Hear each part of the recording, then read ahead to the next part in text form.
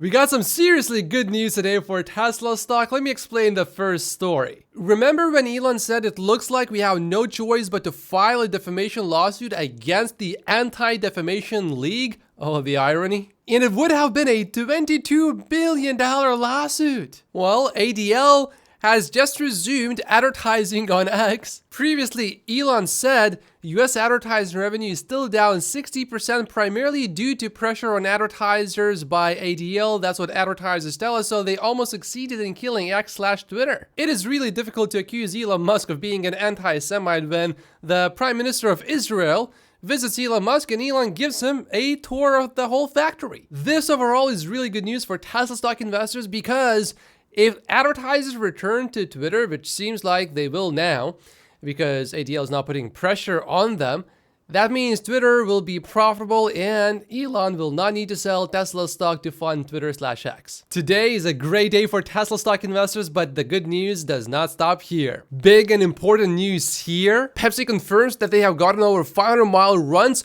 loads up to the US highway max of 82,000 pounds. Previously, we heard it from Tesla, but now we are hearing from Pepsi. Tesla bears will, of course, want more independent testing, but this is looking really good. The batteries are only going to get better from here going forward. Tesla is going to improve its 4680 battery, its chemistry, etc. And of course, the efficiency of the Semi as well. So things are only going to get better. At this point, it is obvious that the Tesla Semi is going to be widely successful. Because if it can get that 500-mile range, then it can cover almost everything really. And considering that later you will also be able to charge the Semi easily anywhere you go, then you can really go anywhere. And it's important to know that in 2021, 87% of the US truck freight tonnage was shipped less than 250 miles. Now, in some cases, there can be multiple trips per day. So just because you're shipping something, let's say 100 miles, it doesn't mean that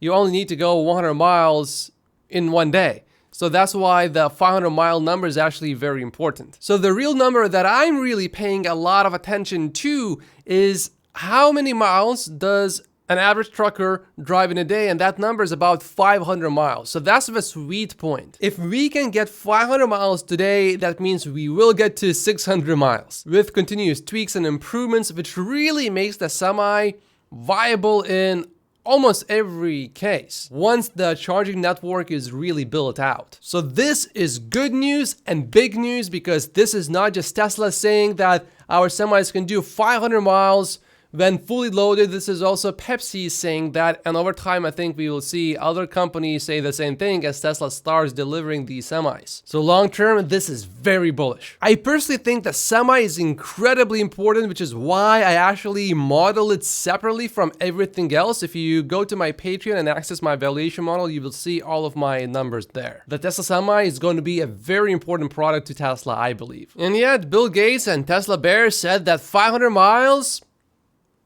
would never happen, that the Tesla electric semi can never work. But it is a commercial inevitability. It will be cheaper eventually to make electric semis than diesel semis, and it will be much cheaper to run them. Not to mention cheaper repair costs. I mean, electricity is already cheaper, but it also is cheaper to actually maintain and repair the Tesla Semi. That is after all the mechanics learn how to repair electric semis. In the meantime, Nikola celebrates this commercial launch of their hydrogen fuel cell truck.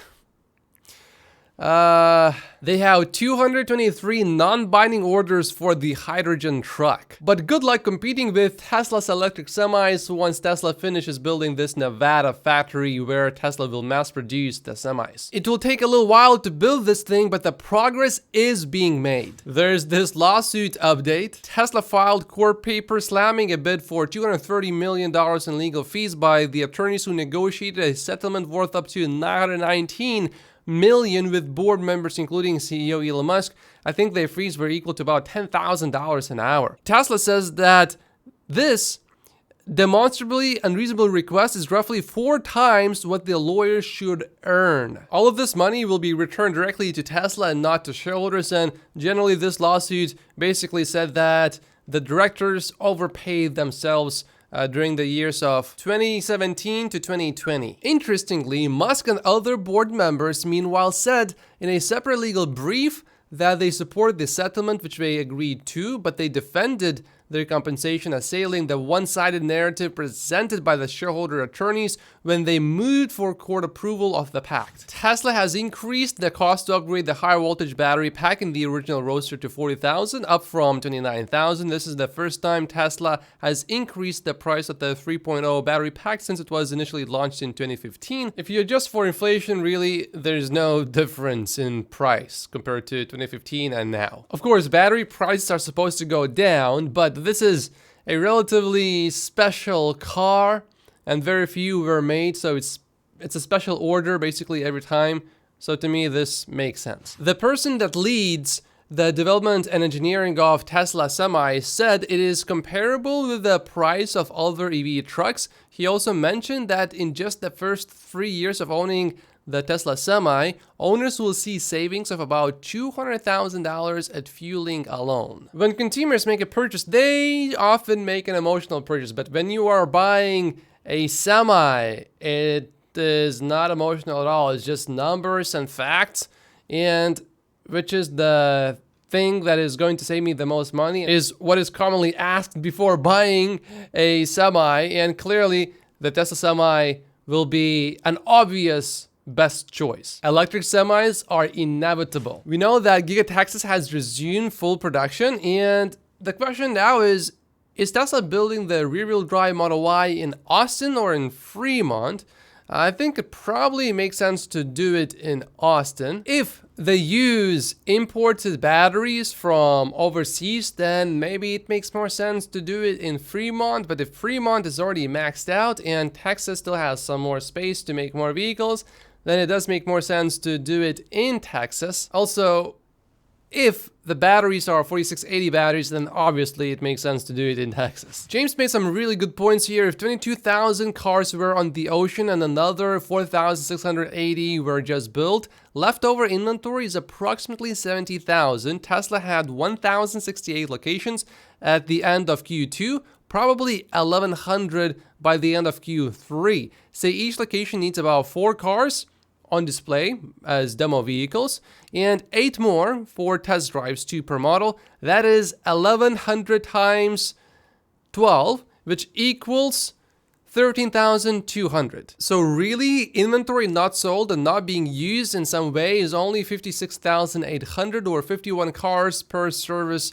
location. Tesla is very good at maintaining a balance of supply and demand to minimize inventory, says James. Also, Tesla told Deutsche Bank in September that half of the Q2 ending inventory was in transit. This is possibly because even if, let's say, 20,000 vehicles are on ships, more than that will still be in inventory because some of these vehicles will not be on ships. They will be on semis or trains, etc. The 22,000 number is just on the ocean, but deliveries don't happen near the ocean, do they? They happen in delivery centers where they have to be transported from the port, usually on semis or by train, to these locations. Ray points out that the new rear-wheel drive Model Y in the US is still about $7,300 more expensive than the same one sold in China. Now keep in mind that in China, Tesla's cost structure is a bit better, but there's still definitely more room to cut prices if we need to. Oh, is SpaceX now using Cybertrucks? There's one spotted here. Some people are speculating that it was Elon Musk driving, but if I zoom in, you can see that this person is wearing a watch, and Elon usually does not wear a watch. But looks like this was a photo shoot, and perhaps some videos were made as well, promotional videos. And all of this indicates that the launch is approaching quickly. The Cybertruck here looks right at home, although it looks a bit buggy. And here's a Cybertruck towing a SpaceX engine. Maybe this is a part of Cybertruck's SpaceX package. Perhaps you can go 0 to 60 in 1.69 seconds, despite this truck being such a massive vehicle. Obviously, that's not the case, but Elon Musk did talk before about adding a SpaceX package to the Roadster, which would then improve the 0 to 60 speed significantly. So eventually, it could happen. I mean, the Cybertruck has this huge bed, so there's a lot of space to add a SpaceX package. Oh wow, this is really beautiful. We know that Teslas are incredibly rarely stolen, but it does happen. Multiple Teslas recently were stolen in this area, and the police luckily captured this Tesla theft ring. 4 Teslas have been recovered just now. 2 are in custody, more to follow. They basically disabled the GPS. Why steal Teslas when you can steal other vehicles that you can easily steal? I mean, if eventually, by accident, the Tesla connects to internet or does its own update and then sends that location to the owner somehow because it connected to a local internet connection, and then through the IP address you can track where it happened, you're busted. In the meantime, there's no software updates really for most vehicles, and their connectivity is very limited, relatively speaking, when compared to Teslas. One of my friends had his car broken into maybe 5 or 6 times before. It has never happened even a single time since he got a Tesla. He previously owned a BMW. Oh, this is great for comparing the Tesla vehicle sizes. Here's a Model X versus a Cybertruck. Here's a Model Y. The Cybertruck is clearly quite a bit longer. Hopefully it can fit into my garage. This is good news. After sitting inside the refreshed Model 3, many say the stockless steering wheel and capacitive buttons look and feel better than those in the Model S. There's another comment here. Totally agree. Tested the S and refreshed Model 3 Highland shortly after each other. Highland is more refined, but after driving the S through many roundabouts here in Europe, I really have second thoughts regarding the stocks. I'm really open to trying new stuff and love all things Tesla, but it's impossible to drive through roundabouts legally in a stockless car, and definitely not possible with just one hand. Really sucks. Not sure what to upgrade to from my current 2019 Model 3. Either a stockless Highland or a Model Y before it loses its stocks too. I think in the US it's totally fine, but in Europe it's a bit of a problem. To me it appears that Tesla thoroughly tested the refreshed Model 3 in the US and in China, but in Europe, maybe that was a bit of an afterthought. We only started seeing the refreshed Model 3s with covers in Europe very late compared to when we saw them in China and the US. But if it really turns out to be a problem, then I think Tesla will fix it and will put the stocks back in the vehicle, or they will have some sort of other solution that will work just fine. There's now an explanation from Ford about why the F-150 orders are being canceled. Ford says as we ramp production of the F-150 Lightning, we are conducting additional quality checks at the Rogue Electric Vehicle Center, which has delayed model year 2023 deliveries. We are now working to match supply with demand as we prepare to change over to the new year model announced today. As a result, we have canceled some dealer stock orders. But what's interesting is that the company also confirmed that the electric pickups will be returned to Ford's Rogue Electric Vehicle Center instead of completing the check at the dealership level. So seems like whatever quality issue they are dealing with, it could be pretty serious. So for Tesla, that's good news. ArcInvest just published this chart of battery electric vehicle RAMs between different companies. You can see NIO, XPeng, BYD, Tesla, Volkswagen, GM, and Rivian. Tesla is in this color here, but it's not really exactly a fair comparison because today, if you start an EV company, you can buy batteries relatively easily, and the cost is not all too crazy.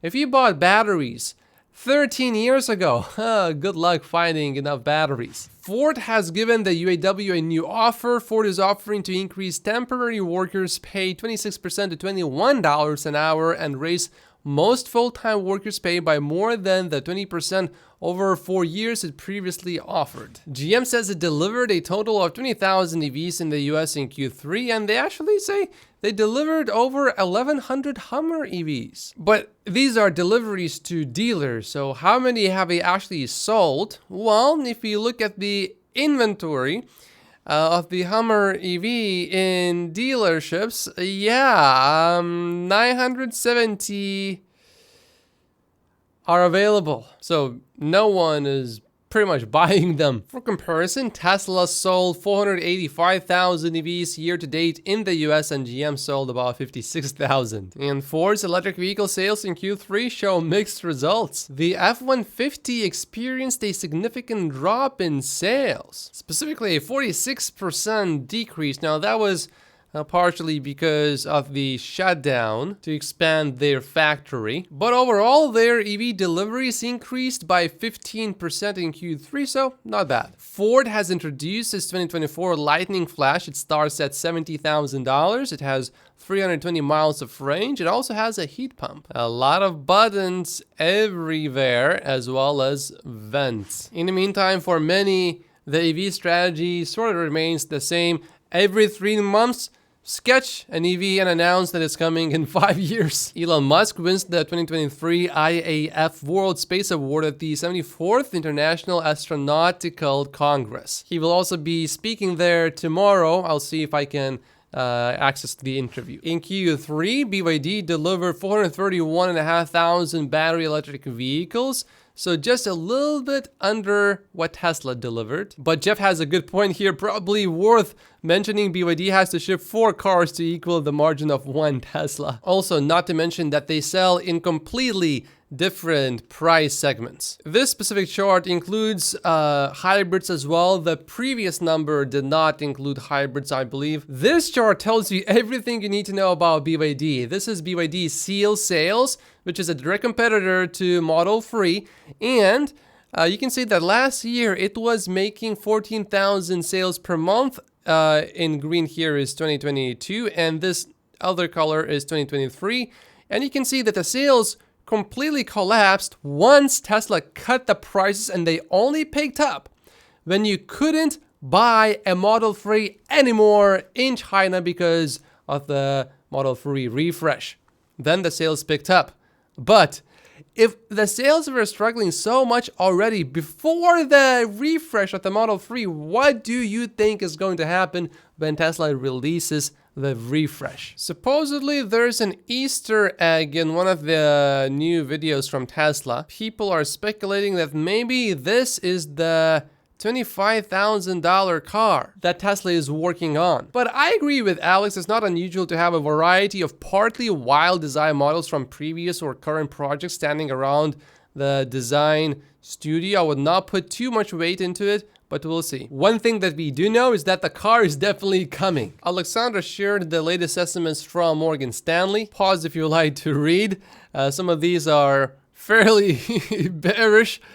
You may see my valuation model on Patreon if you'd like to see my numbers by clicking on the link down below. I like this. Elon tweeted this new update from Tesla to all of his followers. That's basically free advertising. He also did the same with the rear-wheel drive version of the Model Y, which is now available in the US. Ideally, I would like Elon to do that a bit more often. If anyone needs to own a fleet of vehicles, going with Tesla will make your life easier, because our Tesla for Business platform makes fleet management super simple. You can monitor your Tesla fleet, complete driver transfers, access vehicle documents, and more, order custom or inventory vehicles, receive dynamic lead times, and review delivery info, set up auto payments for maintenance subscriptions and charging, manage upcoming service visits, service status, and cost estimates. Can you set up an auto payment for refilling a gas vehicle? And it's also easy to take some of that gas away when you're filling